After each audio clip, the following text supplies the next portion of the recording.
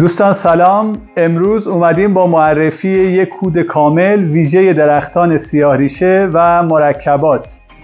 این محصول تولید شرکت کیمیاکود پارس با برند تاپ پلاس هست. در کیسه های 25 کیلویی عرضه میشه.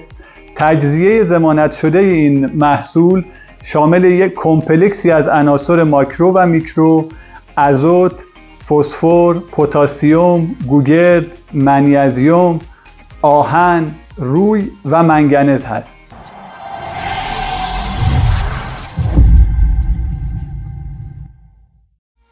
مهمترین مزیت این محصول آهسته رهش یا کندرها بودن اون هست که باعث میشه از آبشویی عناصرش یا تثبیتشون توی خاک جلوگیری به عمل بیاد و در طول زمان فصل از اوایل زمان فعالیت ریشه ها تا انتهای فصل قابلیت جذب توسط ریشه ها رو داشته باشه.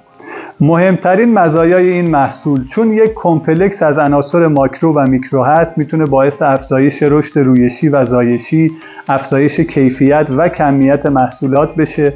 وجود گوگرد در این فرمولاسیون ضمن اینکه اسیدیته خاک رو به تدریج اصلاح میکنه، در ضد عفونی خاک و جلوگیری از بیماری‌های قارچی بسیار مؤثره در جذب عناصری که حتی توی خاک تثبیت شدن از فصول گذشته و سالهای گذشته میتونه خیلی کمک کنه.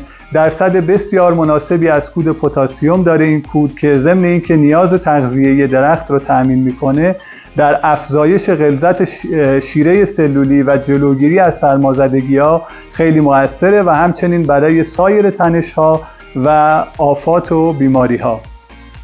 اما مقدار مصرف کود کامل سیاه‌ریشه و مرکبات بستگی به سن درخت و میزان باردهی درخت داره. بین نیم تا 3 کیلوگرم به صورت عمومی ما توصیه مصرف این محصول رو در باغات مرکبات و سیاه‌ریشه داریم. دوستان برای ثبت سفارش و استعلام قیمت میتونید از طریق شماره‌های تماس که در این زیر اضافه میشه با ما در ارتباط باشید.